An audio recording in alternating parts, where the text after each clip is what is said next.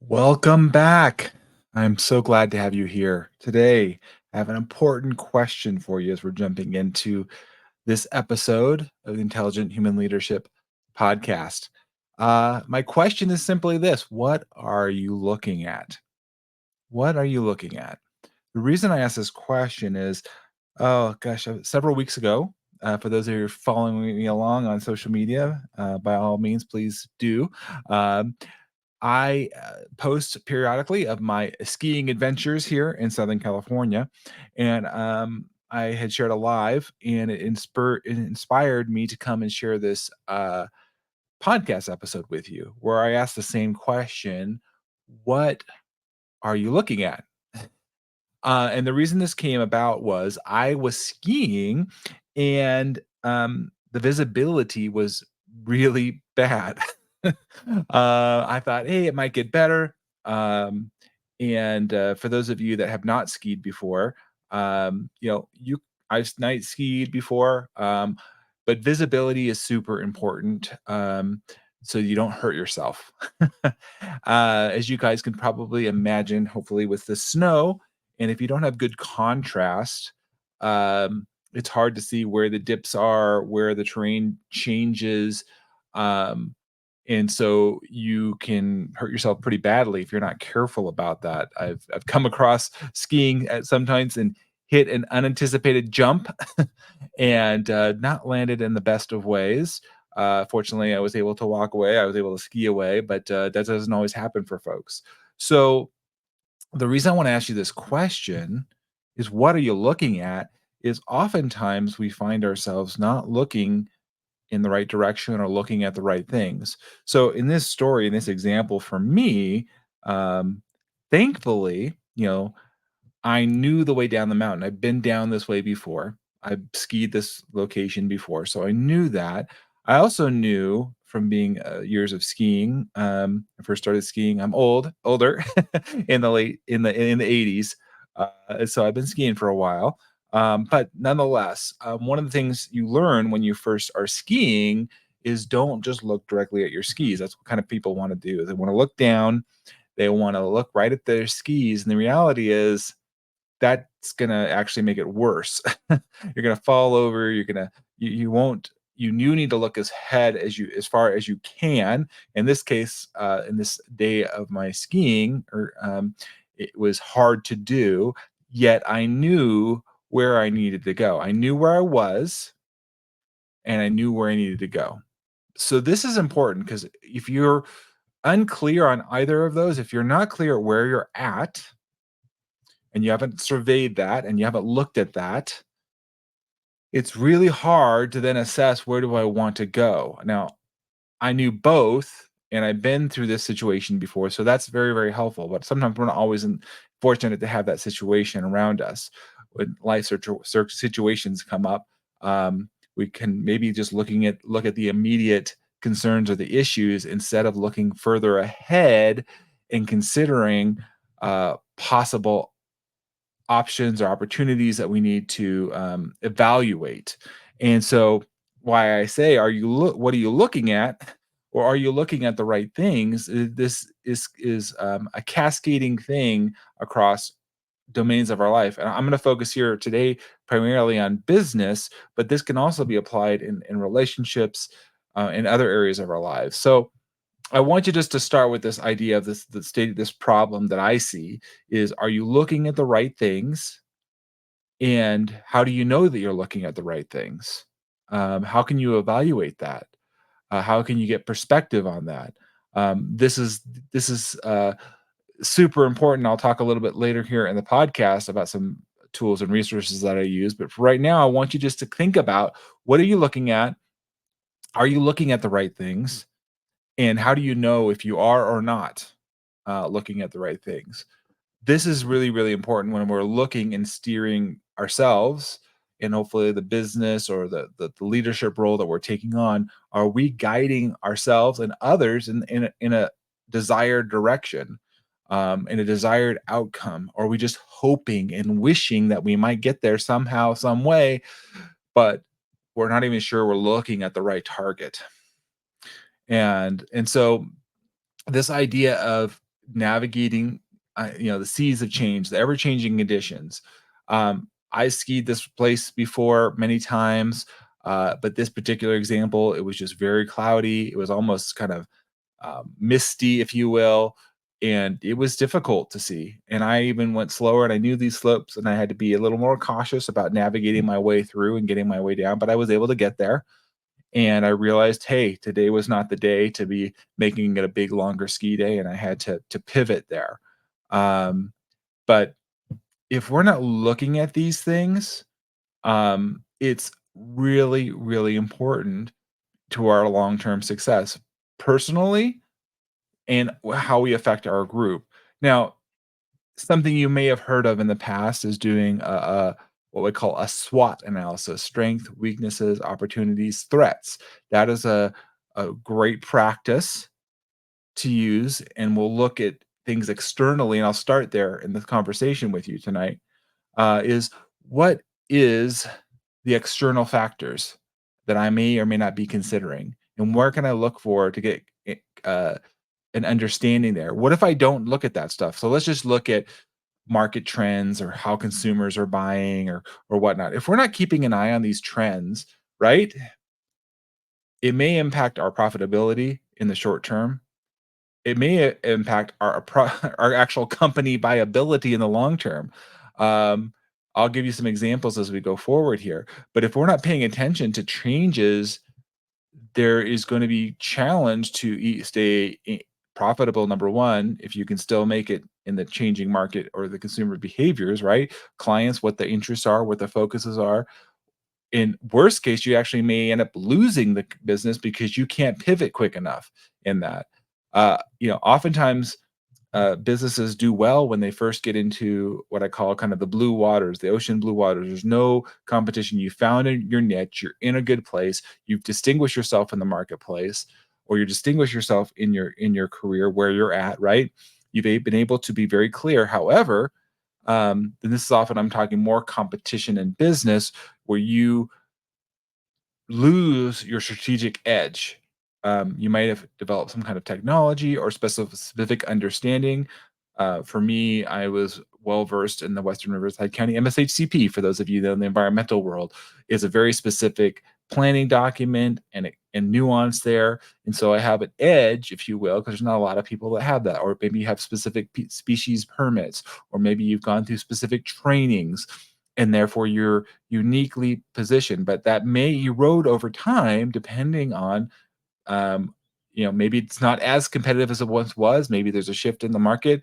Maybe there's more people that have now come into the marketplace. I was a DJ for a long time, and buying physical media was a competitive advantage if you could afford to do that, because it kept other people out. Well, when that went away and all people could have access to music, it made kind of all the DJs, everyone kind of see the same. So it was like, how are you going to distinguish yourself in that competitive landscape? Um, of course, regulatory changes for all those of my colleagues in the AEC, architecture, engineering, construction, environmental consulting industries, right? We're built on regulatory changes and understanding them from a federal to a state to a local level. If you're not understanding and staying on top of those things, and you're not looking and paying attention, you may end up coming up on the short end of the stick and not being able to meet client needs because things have shifted. Um, and of course, there's always technology. We all know about that. That's ever changing in this world. Uh, Even my own business, bringing the tools and the resources I have into the digital age and adjusting, including videos and different assessments. You have to adjust to where the technology is and paying attention to these things. Um, and then making sure that you're getting help, getting people to help you. This is what I do as a consultant, is I help businesses, and individuals both look at and prepare and plan and anticipate these changes. um, so think about those external ones. There's great examples here. I mean, you guys can probably think of a few. I'll throw out one. For those of you who've been around a little while, you may have heard of Blockbuster. Was a huge video a rental store, right? Um, and they were the big the big name. Everybody knew them. Everyone went there. Would go there Friday or Saturday night looking for a new video. And then you have a new company called like Netflix come in and start offering DVD rentals, and then they started entering streaming, and then it was like Blockbuster was late to the game, and they had invested on this physical space, and they couldn't catch up, right? How many of your businesses are stuck maybe in or still trying to use this quote unquote physical space? You've been in an office, and now with COVID, you're trying to figure out, how do I master this? Do I bring everybody back in? Is it a mix? I'm not sure. This is challenging times, right? Things are changing, not just in market trends and consumer behavior, right? It's also your employees' behavior as well. How do they want to work? How do they want to show up? How are you leading them? Um, and so, if you're not looking at these things, there's a lot of challenges there. Um, and if you're, you know, it doesn't take much. You can be on the top of the hill and things shift. For those of you, again, may have heard of Nokia. I'll just throw another example for you. Once they were like the top of the mobile phone industry, and as smartphones started to come out from Apple and Android and these operating systems, they were slow to adjust and ultimately really surpass them. There was other groups that could say, "Hey, we could take advantage of this technology." And if you're not looking and paying attention and considering those things, you're putting yourself at a disadvantage. This could be, again, whether you're a business owner or you're leading a team. It's what are you doing? What is your plan to get you from where you're at today to what I'd call an impossible game? Something, not just realistic, but radical or impossible. How can we get you into the place of considering those things? Because those are where you're going to actually move the needle and have the greatest impact. If you try to hold on to the status quo, you're likely going to come up short. Um, and I want you to be prepared to live a life that is helping you move the needle and move and transform yourself from where you are today into what I'd call yourself, in some ways, hopefully unrecognizable. Like if you look at yourself a year from now, like, I can't believe it. A year ago, I hadn't had a podcast. I've invested in creating a podcast. I saw the value of that in providing resources and information. And that's why I'm grateful you are here listening to me share, because I saw the value of that as one tool in my toolbox to help share my company and share my message. Um, and this is not a new technology, but this is one that continues to be impactful, and as long it is, I will be providing podcasts, and there'll be, I'm sure, other new media and other things that you see share along the way. So there's that, you know, outside the world I want you to look at. I want you to also consider here, inside the company as well. So we looked at some things outside, and this may be considered a weakness or a threat, but like, forecasting is super important. It doesn't always, you always hear about weather forecasting. Well, forecasting applies in a lot of different ways. And if we're not looking at our financial health in the company, right? We're not looking at our budgets at home. We're not looking at um, how we're managing these things, um, being good stewards of what's been given to us, right? Um, then we can get into trouble. And I've talked about this in my Business Roundtable podcast, which is a separate podcast if you guys want to listen to. That's a fun one too. That's where I get groups of others that come around and share and talk about business owners, other business owners. But uh, this is definitely one of forecasting, not just financials, but we're also looking, which tied to financials is labor, making sure you have the right people in the right places in the right time. And again, whether you're a business owner or you're leading an organization or a group, you need to be considering those things. Do I have the right people in the right places? Um, and are they trained? Are they ready to do the work to take advantage of it as it comes forward? Are we looking at how we're operating well, overall efficiencies, right? If we're not paying attention to those things and we kind of just get stuck on, and I've had this happen to me in the past where I get just stuck on production, meaning, oh, let's just get the most amazing report done.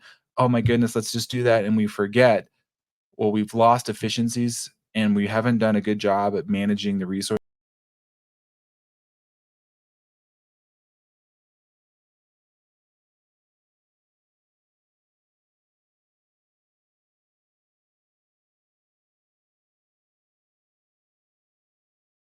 There we go. So I want you to consider this, that we're where we're having challenges in looking internally, right? Looking internally. Of course, I'm big on, as you guys have heard me talk about before, employee engagement and culture, right? Are we evaluating that well? Are we considering that well? Uh, are we just kind of like, hey, set it and forget it? Everybody's doing all right. We've got it covered. We're not really paying attention to employee satisfaction or retention possibly. And you're like, oh, we could always get some more people. Well, that comes at a cost, right? And if you're not paying attention to that and you start to lose people and another person before it snowballs, right? You're like, oh, I really didn't think about that. And then now you're stuck, or you've gotten yourself in a bind because you don't have the people to do the work that you brought in, right? Because you weren't paying attention, you weren't recruiting. I had a story of a company that I worked with, and they relayed to me that they had stopped recruiting for a year, and that lack of recruiting, even though they maybe didn't have the slots to fill right at the moment, but recruiting and actively nurturing potential new hires, is it left them in a deficit, unable to scale the company because they had stopped, they took their foot off the gas, and they were focused on other things. So if we're not paying attention to these things, we are going to be at a disadvantage. Um, like I was talking about technology earlier, but like, how do we be innovative and adaptive, right? How do we create a culture that looks for continuous improvement and innovation? Because here's the thing, if you're not looking or putting that out there and saying, hey, what can we do, where can we go, what are some ideas here, and soliciting that, then you're not honestly going to usually get them. It will be rare because you haven't created that. You haven't set a vision. You said, hey, we're looking at going over here. How could we maybe get there? What are some ways that we could adjust and try some new things, right? And so I want to encourage you in that. Look and see, are you evaluating innovation and adaptivity? Adaptability, if I can say that. There we go. Are you adaptable, right? Or are you languishing and not taking practical steps here to strengthen your company's business and its internal foundations, right? Because you're looking at the wrong things. You're not looking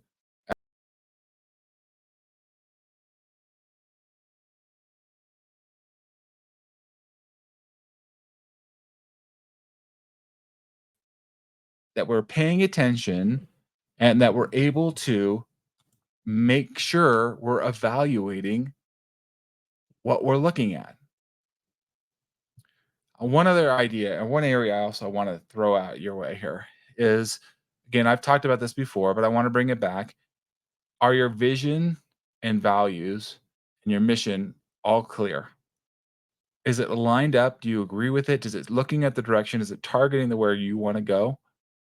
Do you have that guiding vision and core values, if you will? Because those shall help you. They're your guardrails to get you in the right direction.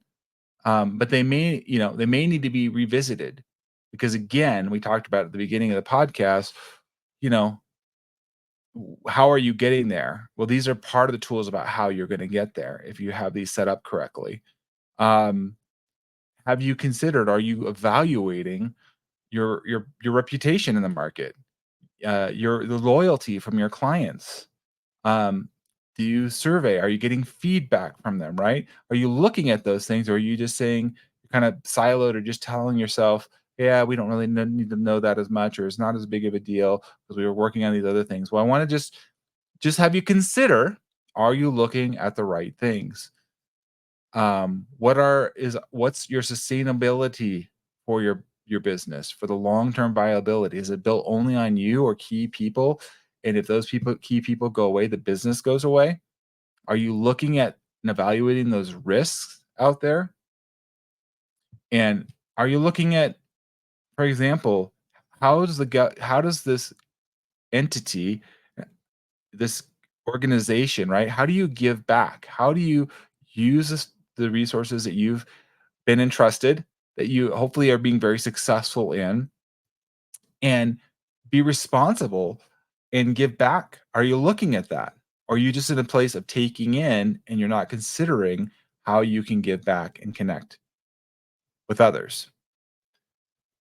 This is super important that we develop uh, a philosophy and a way of being that makes sure that our goals and our values are in alignment and we're getting going to the right things.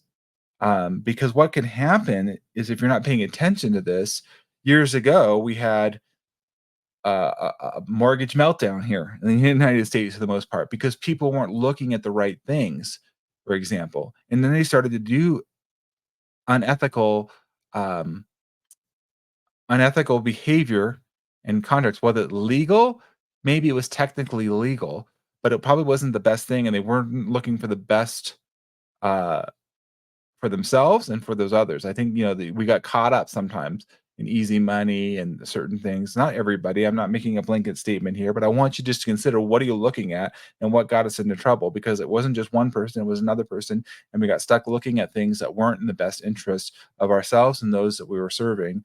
And it got muddled. It got muddled. And so we can get stuck and we can crash. We can lose our businesses, we can lose our jobs if we're not careful and considering and evaluating these things. And again, what are you looking at?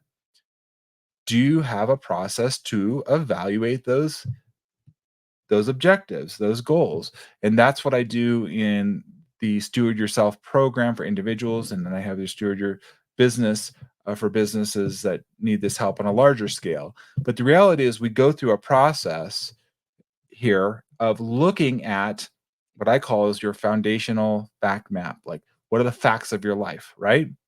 And we get an assessment of that through a series of questions and understanding. And I use modern technology that has been used by tens of thousands of men and business owners. We apply this, and I've been doing this for over 5 years myself, applying it, using these tools to help lead myself, be looking at the right things, and it also is a feedback loop, meaning I can share this with others and get feedback and see if I'm actually on the right track or not. Because that's really, really important. Are you able to easily distill it down, share it, and have others give you feedback, mirror that back to you?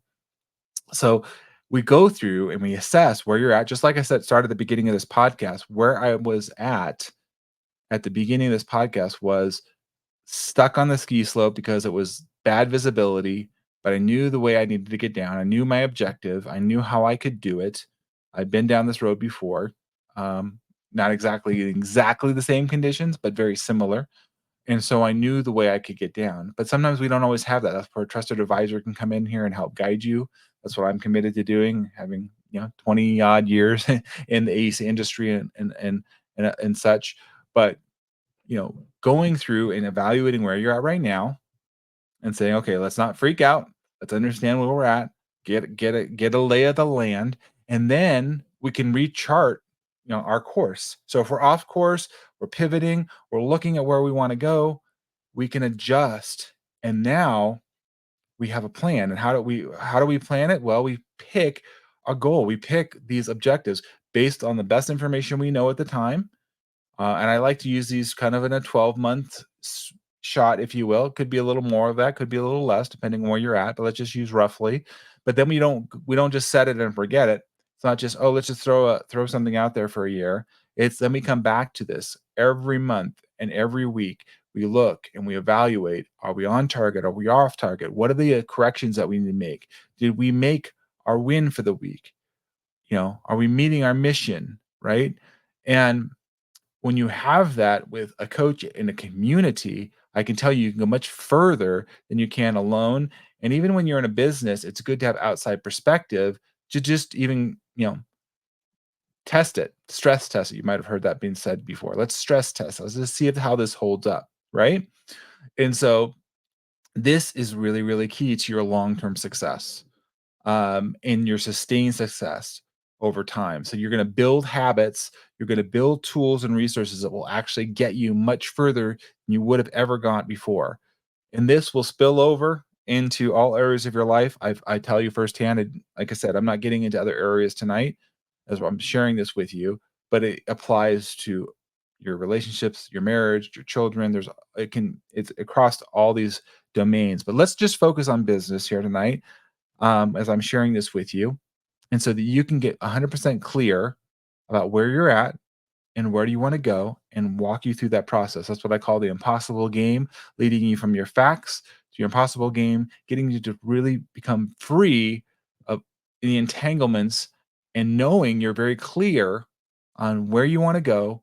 And we're working together on how you're getting there from month to month and week to week. And we can make adjustments and pivots. It's a lot easier to make those small adjustments because you're paying attention and you're looking at the right things versus having to make wholesale U-turns, or complete, 180s, or 90 degrees, whatever they, extremes. We are trying to avoid the extremes, although they do happen, and sometimes it's unavoidable. COVID was one of those things, for example. But even that, you could have been more prepared, perhaps, in looking and anticipating these risks or these challenges that might come up. So tonight, I just want to leave you with this idea and know that there's hope. There's a way that you can look at the right things, right? Get you to the destination. And you have an advocate here in me. And that's why I encourage you to reach out as you listen to this podcast. Send me a message, direct message. I'll respond to you personally. And let's talk and let's see where you're at. And let's see if the tools and the resources I have will help you, getting through your fact map and your impossible game, and getting you to really be clear on what you really want for yourself, for your company, and that we together, as your coach, as your consultant here, I can come alongside you with Steward Your Business to help you get there. So thank you so much for listening here. There's so much more I'm going to be sharing on this and related topics, and as we go in through the year of 2024, just kind of open up the door for you guys. And I'm going to be sharing all these different tools and resources that I use. It's going to be all available to you. There's no secrets here. I want to make sure that you guys know that you have a resource in me, and that you have somebody that's gone ahead of you and knows how to use these, apply these, and get you in the best place going forward. I'm here for your highest and best good. That is what I'm committed to, with Steward Your Business, with the Steward Yourself program for individuals. Let's get after it, you guys. Here we are. When you're listening to this, it should be probably in February, maybe early March here in 2024, or in the first quarter of the year. And I want you to make sure you end the year strong and know that you have an advocate here, with David Carr of Steward Your Business. So until the next time, be safe on the slopes for those of you who are still skiing and enjoying it. Let's make sure we're looking at the things that matter most, and